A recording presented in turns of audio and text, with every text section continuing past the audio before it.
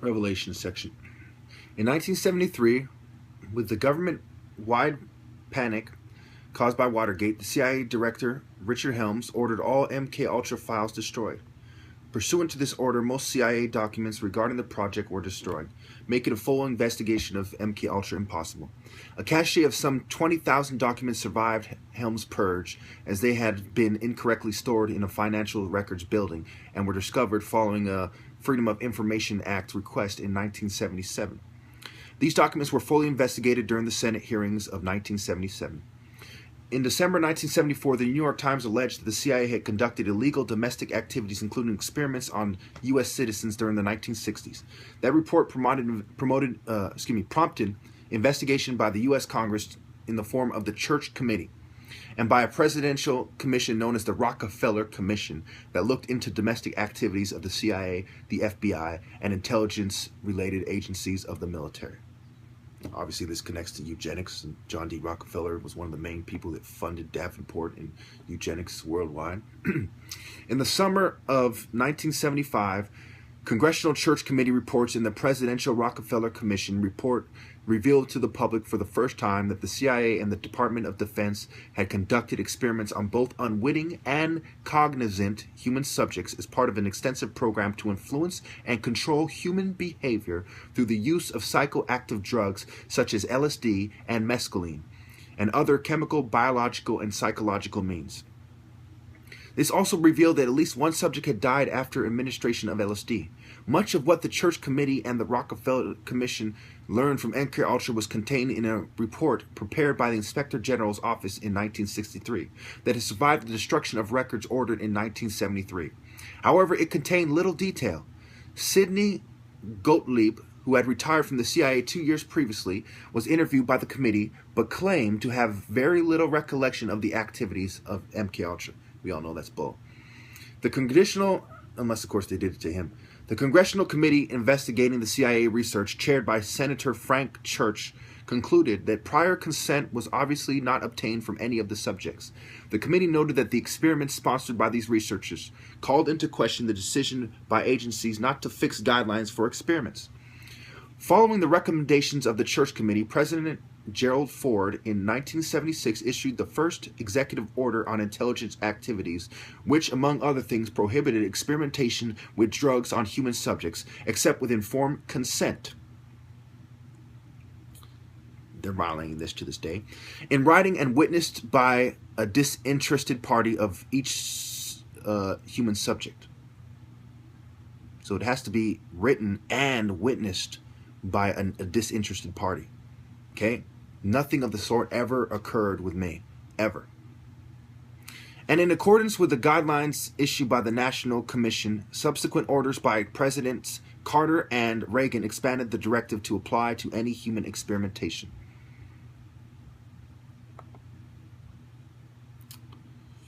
In 1977, during a hearing held by the Senate Elect Committee on Intelligence to look further into MKUltra, Admiral Stansfield Turner, the director of Central Intelligence, revealed that the CIA had found a set of records consisting of about 20,000 pages that had survived the 1973 destruction orders because they had stored at a record center. They had been stored at a record center not usually used for such documents. These files dealt with the financing of MKUltra projects and contained few project details. However, much more was learned from them than from the Inspector General's 1963 report. That's interesting. On the Senate floor in 1977, Senator Ted Kennedy said, the deputy director of the CIA revealed that over 30 universities and institutions were involved in an extensive testing and experimentation program, which included covert drug tests on unwitting citizens at all social levels, high and low, Native Americans and foreign. Several of these tests involved the administration of LSD to unwitting subjects in social situations. At least one death, that of Dr. Olson, resulted from these activities. The agency itself acknowledged that these tests made little scientific sense. The agents doing the monitoring were not qualified scientific observers. As if anybody is. But especially not someone who is not even, doesn't have a degree in it or what have you. In Canada, the issue took much longer to surface. becoming widely known in 1984 on a CBC News show, The Fifth Estate. It was learned that not only had CIA funded Dr. Cameron's efforts, but perhaps even more shockingly, the Canadian government was fully aware of this and had later provided another $500,000 in funding to continue the experiments. This revelation largely derailed efforts by the victims to sue the CIA as the U.S. counterparts had, and the Canadian government eventually settled out of court for $100,000 to each of the 127 victims. None of Dr. Cameron's personal records of his involvement with MKUltra survived, since his family destroyed them after his death from a heart attack while mountain climbing in 1967. 1984, U.S. General Accounting Office report. The U.S. General Accounting Office issued a report on September 28, 1984, which stated that between 1940 and 1974, DoD and other national security agencies studied thousands of human subjects in tests and experiments involving hazardous substances. The quote from the study: "Working with the CIA, the Department of Defense gave hallucinogenic drugs to thousands of volunteer soldiers in the 1950s and 1960s. In addition to LSD, the Army also tested quinosildenol benzylate, a hallucinogen codenamed BZ. Note 37. Many of these tests were conducted under the so-called MKUltra program established to counter perceived Soviet and Chinese advances in brainwashing techniques between 1953 and 1964. It goes on to the deaths, the legal issues, the extent, and so on. Well, I got time. I'll go through the deaths. Given the CIA's purposeful destruction of most records, its failure to follow informed consent protocols with thousands of participants, the uncontrolled nature of the experiments, and the lack of follow-up data, the full impact of MKUltra experiments, including deaths, will never be known. Several known deaths have been associated with Project MKUltra, most notably that of Frank Olson. Olson, a United States Army biochemist and biological weapons researcher, was given LSD without his knowledge or consent in November 1953 as part of a CIA experiment and died under suspicious circumstances a week later.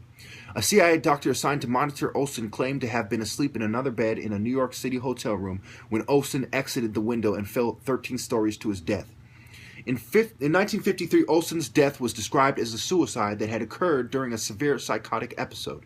The CIA's own internal investigation concluded that the head of MKUltra, CIA chemist Sidney Gottlieb, had conducted the LSD experiment without Olson's prior knowledge. Although neither Olson nor the other men taking part in the experiment were informed as to the exact nature of the drug until some 20 minutes after its ingestion, the report further suggested that Gottlieb was nonetheless due a reprimand as he had failed to take into account Olson's already diagnosed suicidal tendency, which might have been exacerbated by the LSD.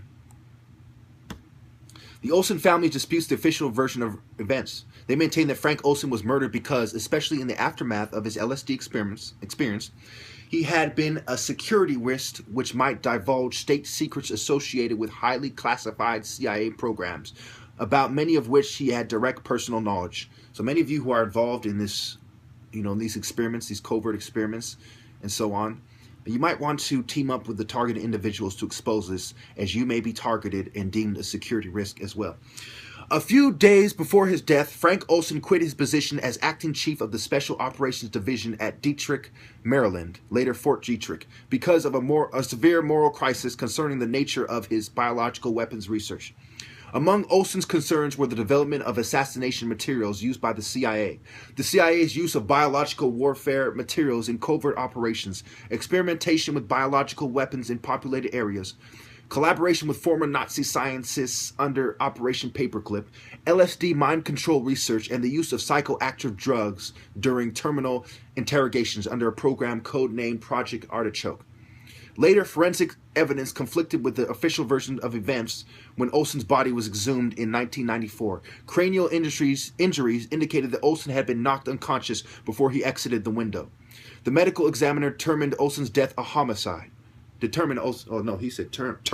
Okay. In 1975, Olson's family received a $750,000 settlement from the U.S. government and formal apologies from President Gerald Ford and CIA Director William Colby. Though their apologies were limited to informed consent issues concerning Olson's ingestion of LSD.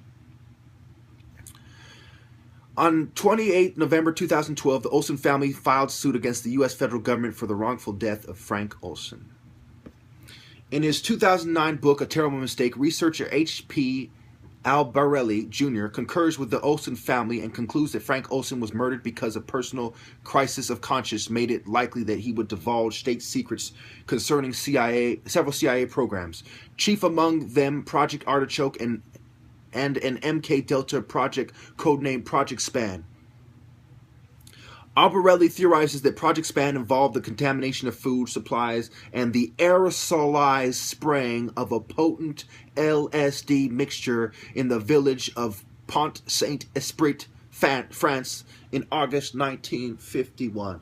Very interesting how you people will sit there and act like it is impossible for me to be gassed or something, when on record they did that in 1951. 1951. Need I remind you that this is 66 years later? That's a disturbing coincidence. 66 years later. Anyway, the 1951 Pont-Saint-Esprit mass poisoning resulted in mass psychosis, 32 commitments to mental institutions, and at least 7 deaths. And I have always been arguing that they are trying to drug me and provoke me and, to go back to the psych ward. And on record, they have drugged and got people to go to mental institutions in the past. Anyway, according to Albarelli, several months before resigning his position, Olson had witnessed a terminal interrogation conducted in Germany under Project Artichoke. While most academic sources accepted ergot poisoning by mercury, mycotoxins, or nitrogen trichloride as the cause of the Pont-Saint-Esprit epidemic, others, like paranormal author blah blah blah, have reached conclusions similar to Albarelli's. On April 26, 1976, the Church Committee of the United States Senate issued a final report of the Select Committee to study government operation with respect to intelligence agencies.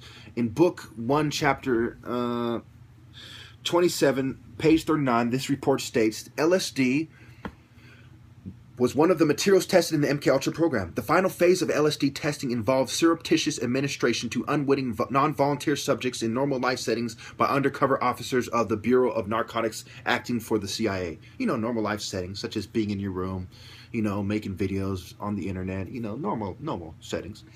A special procedure designated MK Delta was established to govern the use of MKUltra materials abroad.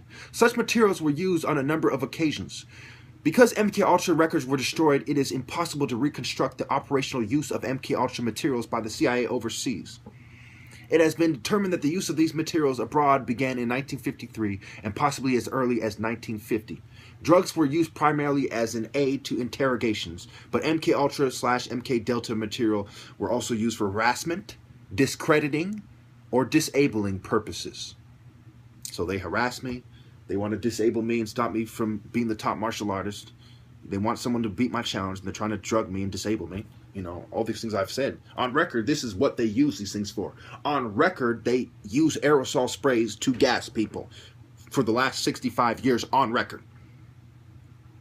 So it's going to go on about, it talks about, legal issues. I'll put in the comments if there's any requests. Notable subjects, conspiracy theories, aftermath.